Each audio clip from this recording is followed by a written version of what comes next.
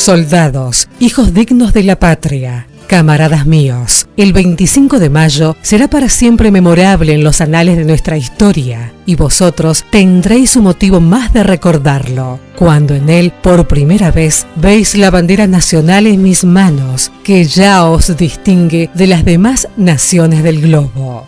Con estas palabras, el general Belgrano hacía jurar la bandera en Jujuy el día 25 de mayo de 1812. Sin embargo, no sería esa la bandera que llegaría hasta nuestros días. Pero entonces, si la bandera que concibió originariamente Manuel Belgrano no es la que ha llegado hasta nuestros días, ¿cómo y cuándo nació la bandera que conocemos hoy?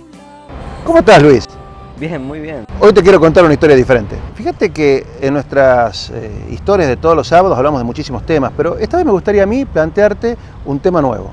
Dale, contame cuál. Bueno, vos viste que en nuestras charlas hablamos bastante sobre los símbolos patrios, hablamos sobre la escarapela, ¿te acordás? Sí, también hablamos sobre la bandera de Belgrano. Claro, y sobre ese tema me quería detener. Vos te acordarás que cuando hablamos sobre la bandera de Belgrano, dijimos cómo podría haber sido originariamente la misma, cuál pudo haber sido su forma más probable de distribución de los colores, el formato que pudo haber tenido. Sí, yo me acuerdo cuando charlamos sobre el cuadro de Belgrano, que justamente en una de sus esquinas, cuando representa la batalla de Salta, tenemos una idea de cómo Belgrano presentó su bandera. Claro, así es como ha llegado a nosotros la constancia más fidedigna de cómo pudo haber sido la bandera de Belgrano. Bueno, y de ahí es casualmente donde yo te quería llevar el tema de hoy.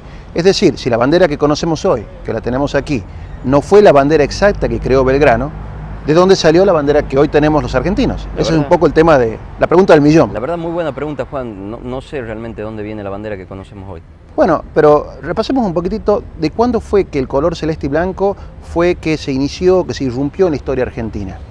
Vos te acordarás que para febrero y marzo de 1811, los grupos morenistas que estaban aglutinados en la Sociedad Patriótica en Buenos Aires se empezaron a identificar con cintillos o lazos o cintas celestes y blancas como símbolos de oposición a la Junta Grande, donde estaba monopolizada por el saavedrismo y los grupos provincianos. Sí. Bien, ahora bien, resulta que también algunos regimientos que adherían a la Sociedad Patriótica, a los morenistas, como eran por ejemplo los granaderos de Fernando VII de Florencio Terrada, o el regimiento Estrella o América, que se llamaba de esas dos formas, de Domingo French, que eran ambos morenistas, se empezaron a identificar con una escarapela. Esa escarapela era la misma que había concebido en su momento Moldes, que también era morenista, y que era circular, ¿sí?, con los bordes celestes y el fondo blanco. Esa escarapela la popularizaron en ese momento. Y así fue como estos colores se introdujeron por primera vez en la Argentina.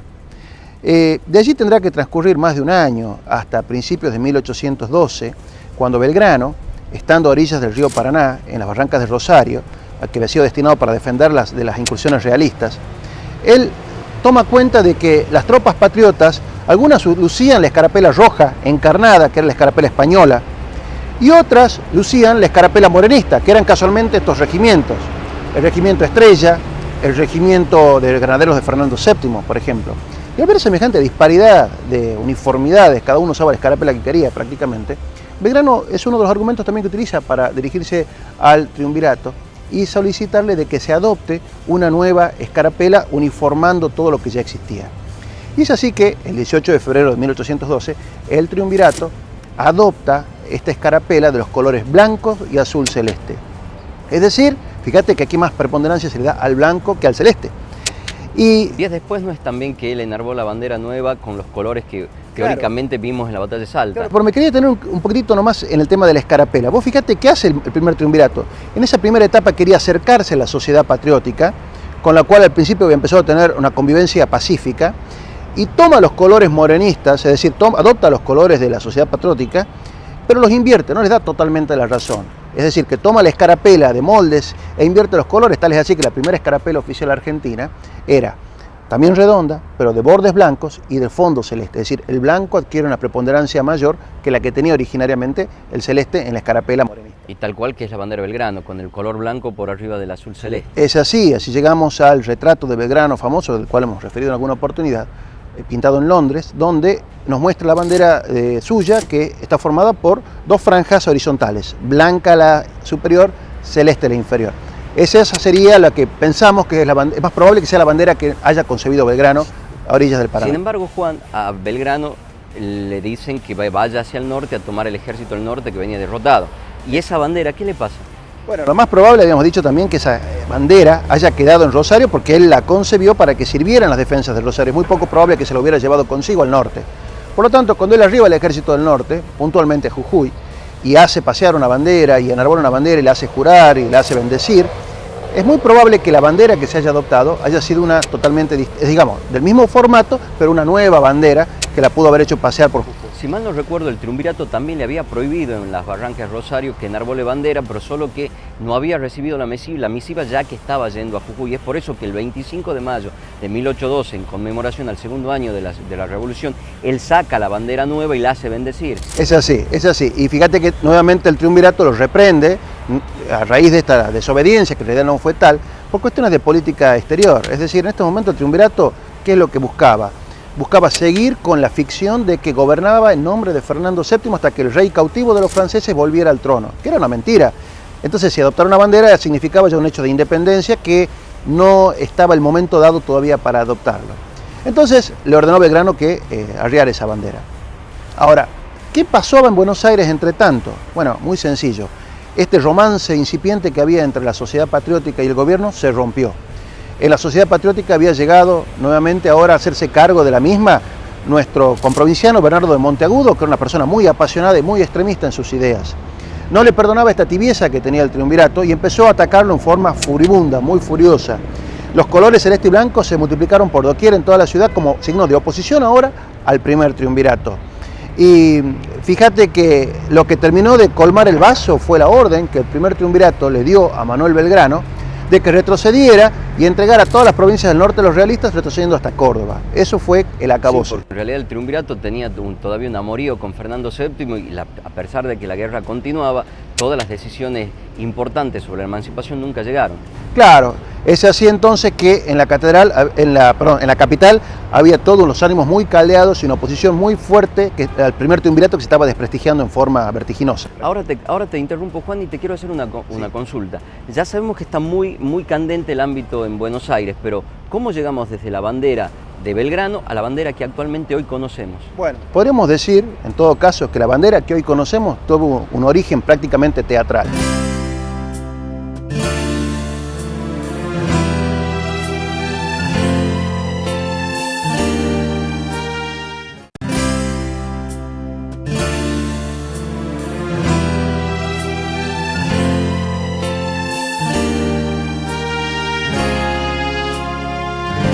Juan, veníamos hablando de la bandera y me habías comentado que el formato, como con la que conocemos actual, tuvo un aparecer teatral. Bueno, sí, vos fíjate que la novedad, la noticia nos la transmite John Rademacher. John Rademacher era un oficial británico que se desempeñaba en esa época como embajador del Portugal en las Provincias Unidas. Fue el primer embajador que tuvimos en el Río de la Plata y había llegado del Río de Janeiro y en los días de mayo de 1812. Inmediatamente se lo homenajeó, como se estila a los diplomáticos, invitándolo a la inauguración de una obra de teatro que se llamaba El 25 de Mayo. El 25 de Mayo era un melodrama, el primer melodrama argentino patrio, donde se cantaban marchas patrióticas en aquel momento, y iba a ser estrenado el 24 de mayo de 1812 en el único teatro que tenía la ciudad de Buenos Aires, que era el Coliseo Provisional, ubicado en la intersección de las calles Reconquista y Juan Domingo Perón, en la ciudad. Nos cuenta las crónicas que han llegado hasta nosotros de que el autor de la letra de esta obra, de este melodrama, era Luis Ambrosio Morante. Juan, me venías contando de la obra de teatro, pero ¿quién es Luis Morante? Bueno, Luis Morante, digamos, no hay una coincidencia absoluta con respecto a su origen. Lo más fiable quizás es que haya sido montevideano, es decir, oriental, uruguayo, que sobre eso sus amigos íntimos decían que era uruguayo. Otros dicen que era peruano y liberal, como una cuestión despectiva. Y hay quienes también sostienen que en realidad era hijo de una esclava negra y de un padre español, pero había nacido en Buenos Aires. Lo cierto es que le llamaban el mulato Morante o el negro Morante. Pese a su condición social, se las había arreglado para aprender a leer y escribir, cosa que era muy raro en la gente, en los mulatos o en los negros. Y además le había tomado mucho gusto a las tablas, es decir, al teatro. Había sido el primer autor patrio que tenemos de las primeras obras en todo el Río de la Plata. Es más, fundó hasta una compañía teatral propia y durante todo lo que fue principios del siglo XIX estrenaba obras tanto en Buenos Aires, en Montevideo y hasta llegó a trasladarse a Chile con bastante éxito. Pero he aquí que Morante no solamente era autor, sino que también era un excelente intérprete. ¿Cómo era Morante? Bueno, decían que era flaquito, era bajito, era gordo, feo, pero tenía una voz extraordinaria y tenía un gran talento para la actuación. Tal es así que cuando Morante se plantaba en las tablas, en el escenario, y con su voz imponente interpretaba un personaje, la gente enloquecía y lo ovacionaban. Bueno, volviendo al tema que me preguntabas, es decir, Rademacher nos cuenta que en un momento determinado de esta obra, el 25 de mayo, que se interpretó nuevamente por vez primera el 24 de mayo de 1812 en el Coliseo Provisional, casi terminando el último acto, hace su aparición en el escenario el espíritu de la independencia americana, que era un personaje de esta obra del 25 de mayo. Muchos creen que ese espíritu de la independencia americana estaba interpretado por el propio Luis Ambrosio Morante, que apareció en el escenario llevando en sus manos una bandera que dice John Rademacher, es la nueva bandera nacional, que es celeste y blanca, azul, celeste y blanca, perdón. Fíjate vos cómo lo que dice John Rademacher, la bandera azul, celeste y blanca, al revés de lo que era la bandera de Belgrano. Vi la nueva bandera nacional que es azul, celeste y blanca. Teniente Coronel John Rademacher, diplomático portugués de origen inglés. Carta al embajador británico en Río de Janeiro, 10 de junio de 1810. Sí, donde el color importante de Belgrano es exacto. Como corolario de todo esto fue que la obra, la gente estaba apasionada, les encantó, lo ovacionaron a Morante cuando apareció con esta bandera en el escenario y al poco tiempo fue realmente aclamada. Tal es así que dicen también que cuando Vicente López y Planes, que había concurrido al estreno, salió muy emocionado de ver esta obra, se empezó a inspirar para escribir las primeras estrofas de lo que luego sería el himno nacional argentino. Te hago una consulta, ¿para qué época fue puesta en escena esta obra, Juan? Se estrenó el 24 de mayo de 1812, en vísperas del 25, 2 años después de la Revolución, y después se estrenó durante varios meses con posterioridad. Siguió en escena. Te pregunto esto porque ya que están planteando una nueva bandera con los colores del celeste y blanco, el morenismo, es una afronta muy grande al primer triunvirato, ya que el primer triunvirato le había prohibido en el norte a Belgrano usar los colores y una bandera propia del regimiento. Tenés razón, vos fíjate lo que es la incongruencia, es decir, Belgrano al día siguiente hacía bendecir la bandera en Jujuy, su bandera. Y acá, en las narices del triunvirato, prácticamente se estaba exhibiendo una bandera sin que no pasara nada prácticamente. Ahora, ¿por qué el triunvirato no hizo nada con esta bandera de Morante?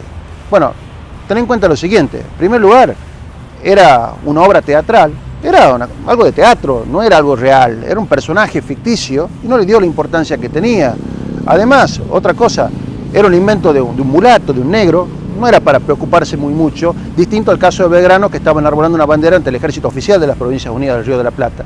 Y otro tema también, ten en cuenta que Morante simpatizaba con el morenismo porque tenía ideas extremistas en cuanto a dónde llevar la revolución. Entonces tampoco quería el triunvirato en ese momento, que tenía muchas dificultades internas, azuzar el enfrentamiento con la oposición, con la sociedad patriótica, con el morenismo, para darles un emblema que justo lo quería dejar de lado. Por eso quizás hayan pensado que lo más apropiado hubiera sido no darle trascendencia, se van a olvidar esta bandera, que quede ahí, es una obra de teatro y listo. Entonces, a ver, déjame si entendí bien. Por un lado sí lo sancionan a Belgrano, ¿por qué? Porque está enarbolando una bandera justamente en un ejército que dependía del triunvirato, y por otro lado no querían darle énfasis a los colores o entidad a los colores del morenismo, que era algo que lo querían tener marginado. Exacto, exacto. Te interrumpo y aprovecho para hacerte una pregunta, Juan. Está claro, me queda bastante claro de dónde derivan los colores de la bandera, pero el formato... Claro, es verdad. ¿De dónde sacó Morante el formato de 3 franjas horizontales? Porque hasta el momento lo que conocíamos era que Belgrano lo más probable ya optó 2 franjas horizontales. ¿De dónde? ¿Por qué 3 franjas? ¿Y por qué en esa distribución celeste, blanco y celeste? Bueno, es muy probable pensar también de que Morante todos los días veía flamear en la fortaleza de la ciudad de Buenos Aires la bandera rojigualda, española, es decir, la actual bandera española que conocemos hoy. Esa bandera española tiene 2 franjas rojas, que es el color oscuro, el color dominante, y en el medio un color claro, que es el color amarillo.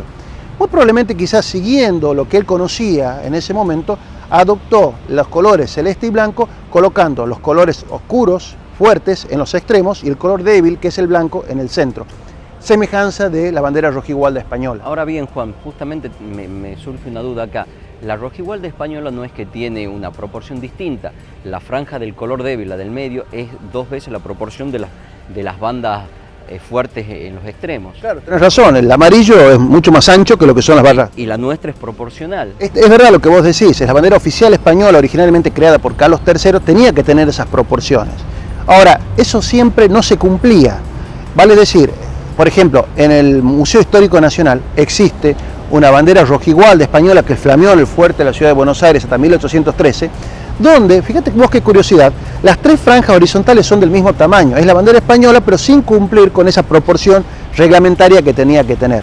Entonces también podemos pensar que es muy probable que Morante haya visto esa bandera, no haya sabido quizás las proporciones que tendría que tener, y en función de esa bandera fue que concibió la nuestra, que es la que conocemos hoy. Ahora me interesa que me cuentes cómo llega esa bandera hasta nuestros días.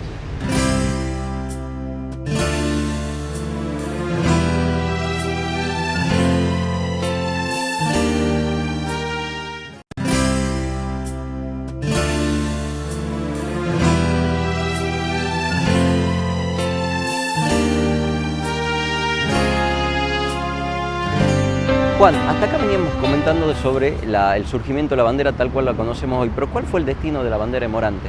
Bueno, después de su aparición teatral, allá por el 24 de mayo de 1812, esta bandera volvió, aparentemente se popularizó bastante en Buenos Aires. Tal es así que el 23 de agosto de 1812 hay un segundo registro de su aparición en la ciudad. Fíjate que acababa de fracasar la conspiración de Martín de Álzaga contra el primer triunvirato, lo que motivó todo un surgimiento de fervor patriótico en las calles. Y ese mismo día, manos anónimas izaron en el campanario de la torre de la iglesia de San Nicolás una enseña celeste y blanca. La iglesia de San Nicolás quedaba ubicada en la intersección de las calles Carlos Pellegrini, actuales de la ciudad de Buenos Aires, y la avenida Corrientes.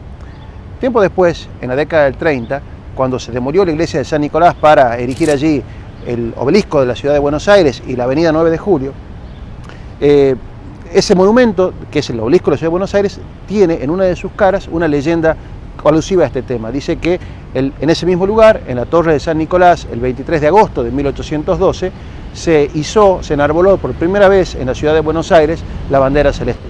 Mirá qué paradójico y triste al mismo tiempo, Juan, mientras Belgrano, ya pronto a luchar la batalla de Tucumán, estaba sin bandera, frente a las narices del triunvirato enarbolaban colores y banderas propias de la capital. Exacto. Y es así que en la batalla del 24 de septiembre de 1812 se pelea sin bandera, como bien lo decís, contra todos los pronósticos y desobedeciendo expresamente las órdenes del triunvirato. Belgrano triunfa sobre el ejército realista, y cuando esta noticia de la victoria de Belgrano llega a Buenos Aires, el clima era catastrófico para el primer triunvirato, todo el desprestigio que venía teniendo fue mayúsculo, y de inmediato se empezó a gestar todo un movimiento a los fines de terminar con este gobierno. Tal es así, la sociedad patriótica intensificó muchísimo sus críticas con Bernardo de Monteagudo y se ligaron junto a una logia de recién llegados, de las cuales muy poco se sabía. Entre ellos estaban José de San Martín, que integraban la logia, Carlos de Alvear, Matías Zapiola, y todos ellos organizaron un movimiento para el 8 de octubre de 1812 de terminar con este gobierno del primer triunvirato que estaba muy cuestionado. Y así fue que a raíz de esa revolución termina este gobierno y surge el segundo triunvirato, que a su vez convoca a una soberana asamblea para el año 1813, que es la famosa asamblea del año 13 que conocemos nosotros. Este gobierno nuevo tuvo mucho más tolerancia con los colores patrios. Ya la bandera se paseaba por toda la ciudad y empezó poco a poco a tomar todo el país, sin que nadie se rasgara las vestiduras ya por eso. Si bien es cierto, no se lo aprobó formalmente, pero se toleró en la práctica la difusión de los símbolos patrios. Pedro Agrelo, que era un diputado de la Asamblea del año 13, lo recuerda también en sus memorias. Se mandó quitar de todas partes la bandera española y se sustituyó de hecho el nuevo escudo y bandera azul celeste y blanco que se sancionara después de Derecho para la República cuando se declaró la independencia. Pedro José Agrelo, diputado a la Asamblea del año 13, Memorias. La misma Asamblea del año 13 es la autora de otro de los símbolos patrios, que es el escudo nacional. Este escudo nacional se encomendó a un conocido orfebre peruano que era Juan de Dios Rivera y Tupac Amaru, descendiente del Inca Tupac Amaru. Bien, Juan de Dios Rivera concibió el escudo, que es el sello de la Asamblea del año 13, como un óvalo dividido en dos campos horizontales, en dos mitades. La mitad superior tiene el color celeste, que es el color actual del escudo nacional, y la mitad inferior el color blanco. O fíjate acá que nuevamente el color celeste tiene una importancia superior a la del blanco, a diferencia de cómo estaban distribuidos los colores en la enseña de Belgrano, sí, por ejemplo, o la escarapela nacional. Una de las explicaciones posibles era que Juan Rivera, como la mayoría de como todos los porteños prácticamente, no conocían la bandera de Belgrano porque nunca la habían visto. Belgrano estaba en el norte. Y sí, la de Morante. Conocían la de Morante, que era donde el azul celeste, según nos dice John Rademacher, era el actor preponderante. Y también, además también es lo siguiente, tenés el otro antecedente que es el escudo colonial de la ciudad de Buenos Aires. Sí, tenés razón. Donde tenés un óvalo también conformado por dos mitades, el campo superior celeste emulando al cielo, el campo inferior blanco emulando al Río de la Plata a La Plata. Ahora aprovecho para hacerte una pregunta, Juan, sí, porque hay cosas que no me quedan del todo claras. ¿Qué pasaba en Tucumán? Porque Belgrano seguía sin bandera en Tucumán, sin embargo ya tenían los colores y los formatos instaurados allá en Buenos Aires. Es verdad, es decir, Belgrano al poco tiempo se enteró de la caída del primer triunvirato, se enteró del surgimiento del segundo triunvirato, de la convocatoria de la Asamblea del año 13, y seguramente se habrá enterado también de que en Buenos Aires circulaba sin ningún tipo de prurito ni trastorno una bandera con los mismos colores que la que él había concebido meses atrás, y no pasaba nada. Al poco tiempo, Belgrano recibió el aporte de varios refuerzos importantes a sus tropas a los fines de encarar la reconquista de Salta y la campaña del Alto Perú. Este será el color de la nueva divisa con que marcharán a la lid los nuevos campeones de la patria. General Manuel Belgrano, arenga previa a la batalla de Salta, 20 de febrero de 1813. Muchas de esas tropas, entre las que venía el regimiento de patricios, de la cual él había sido oficial, era su regimiento favorito y había sido jefe también, venían muchos de ellos portando la nueva bandera porteña, la bandera de Morante, como emblema. No debe haber causado un poco quizá de perplejidad ver una bandera parecida a la de él con los mismos colores, pero la toleró sin mayores problemas. Y es acá, en el norte, empezando en Tucumán, donde empezó a haber toda una proliferación de banderas de distintos formatos, pero siempre con los colores celestes y blancos. En el mismo tiempo, a fines de 1812 y principios de 1813, convivían en el seno del Ejército del Norte la bandera belgraniana, de dos franjas blancas y celeste, la bandera porteña, que era la bandera que había inventado Morante, celeste, blanco y celeste, que es la actual, a fines de 1812, y así combinaciones muy extrañas de diseños en las banderas. Por ejemplo, hay testigos que dicen que a principios de 1813 en el Alto Perú vieron la bandera belgraniana, que es la blanca y celeste, con la cruz de Borgoña encima, que es la cruz que tenían las banderas sencillas de la infantería realista, y encima de eso el escudo de la Soberana Asamblea del año 13. O sea, todo un collage para gusto de todos. O sea, no me hubiese extrañado eso, que sea un ardid para enfervorizar lo patriótico. Claro, y además, emitir los colores. Y en otros casos, algunos cuentan que había tropas que llevaban la bandera blanca y celeste con la cruz de Borgoña encima. Y además también tenía la bandera actual, que conocemos hoy, con distintas leyendas, algunas alusivas a la Virgen, y se colocaban en los edificios públicos, en los cabildos, a los fines de motivar el espíritu patriótico de los jóvenes norteños y altoperuanos para que se enrolaran en el ejército. En febrero estuvieron todos los cuerpos reunidos en el río Pasaje, que afortunadamente no tenía mucho caudal de agua y se vadeaba, aunque con trabajo, porque es la estación en que se pone respetable. Allí tuvo lugar la solemnidad del juramento que se recibió al ejército de defender el nuevo pabellón celeste y blanco que adoptaba nuestro país. Todos comprendíamos, y comprenderá cualquiera, que era un paso decidido a nuestra independencia política. General José María Paz, Memorias Póstumas. Juan, lo que me interesa preguntarte ahora, ¿qué pasa con la bandera belgraniana? Bueno, la bandera belgraniana prácticamente desaparece del norte cuando Belgrano entrega el mando del ejército al general San Martín y vienen sus sucesores. En un primer momento, la enseña porteña, que es la que tuvo mejor prensa, mejor publicidad que la de Belgrano, poco a poco fue condenando a la bandera belgraniana, primero, al ostracismo, segundo, a la desaparición y por último, al olvido de la mayoría de los argentinos. ¿Y cuándo se hace por primera vez visible la bandera que tal conocemos? Bueno, fíjate que la primera referencia escrita en la historia a la bandera tal cual la conocemos hoy viene dada por un enemigo. Gaspar de Vigodet era el gobernador realista de Montevideo y en octubre de 1813, cuando le escribe al gobierno de España, cuenta que los rebeldes de Buenos Aires han izado esta bandera en el fuego. nos enteramos que los rebeldes de Buenos Aires han enarbolado un pabellón con 2 listas, azul celeste a las orillas y una blanca en medio. Carta de Gaspar de Vigodet, gobernador realista de Montevideo, al gobierno español, 16 de octubre de 1813. Quiero hacerte una última pregunta, Juan. ¿Cuándo se le oficializa la bandera que hoy portamos? Tuvieron que pasar varios años hasta que acá, en San Miguel de Tucumán, el Congreso de Tucumán, que declarara la independencia unos cuantos días atrás, en julio de 1816, declaró la bandera que conocemos hoy como la oficial de todos los argentinos. La verdad que te agradezco, Juan, una historia interesantísima y muy linda. Después de leídos muchos pliegos y contestaciones a otros antes recibidos, se trajo a la vista el proyecto de decreto sobre la bandera menor, presentado por el secretario Serrano, encargado de su formación, que fue aprobada y su tenor como sigue. Decreto. Elevadas a las Provincias Unidas en Sudamérica al rango de una nación, después de la declaratoria solemne de su independencia, será su peculiar distintivo la bandera celeste y blanca, que se ha usado hasta el presente y se usará en lo sucesivo, exclusivamente en los ejércitos, buques y fortalezas, en clase de bandera menor, interín, decretada al término de las presentes discusiones la forma de gobierno más conveniente al territorio. Se fijen conforme a ella los jeroglíficos de la bandera nacional mayor. Comuníquese a quienes corresponda para su publicación. Francisco Narciso de la Prida, presidente. Juan José Paso, diputado secretario. Congreso de Tucumán, San Miguel de Tucumán, 20 de julio de 1816.